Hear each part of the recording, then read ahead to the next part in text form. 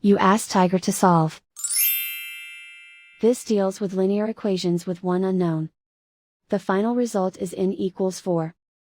Let's solve it step by step. Simplify the expression.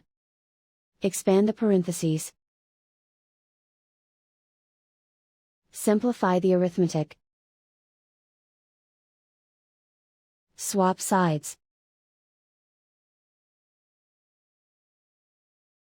Group all constants on the right side of the equation.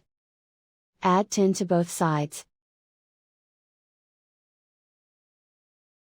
Group like terms. Simplify the arithmetic.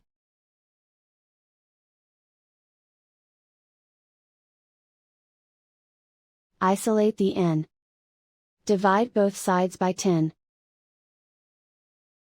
Simplify the fraction. Find the greatest common factor of the numerator and denominator. Factor out and cancel the greatest common factor. And so the final result is n equals 4.